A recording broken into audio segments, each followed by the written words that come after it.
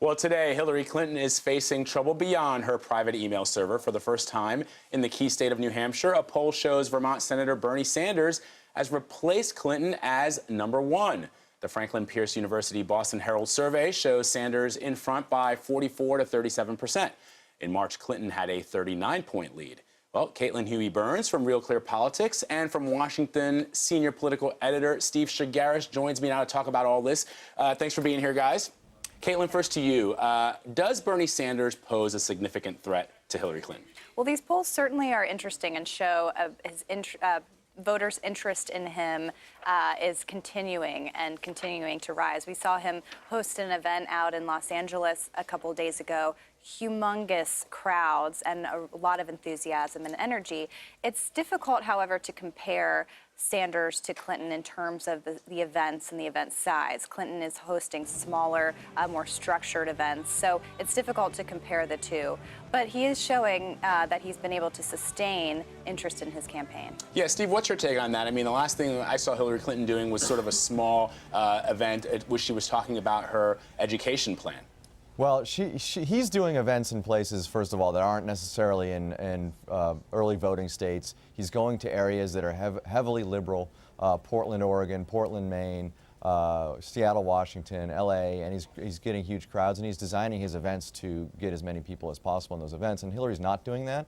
But that doesn't mean that she's not, this poll is not a huge siren for her. I mean, there's some major issues here. She's falling behind Bernie Sanders in New Hampshire. However, there is a bit of a silver lining here in that a couple things. One, 60% have said in this poll that they could change their mind.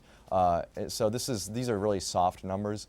She has a lot of time to figure this out. The first voting isn't until February 9th in New Hampshire here, so she's got some time to figure this out. And secondly, the one thing that I think she can take from this is the people who say they're supporting Sanders are supporting him overwhelmingly because they believe in his ideas, and they think he's got ideas that hew to their beliefs. And Hillary's got to work on that. I think you're going to see her move to the left on some of this stuff, really to sort of get a little bit more in line with what Sanders is saying if she wants to pick up some of this support back.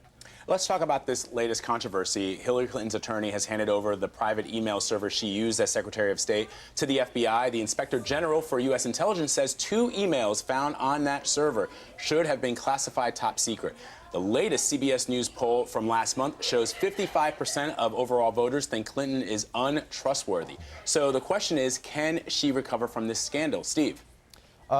I think so. I mean, there's 2 things going on here. That number that you just said is among Americans, among American voters.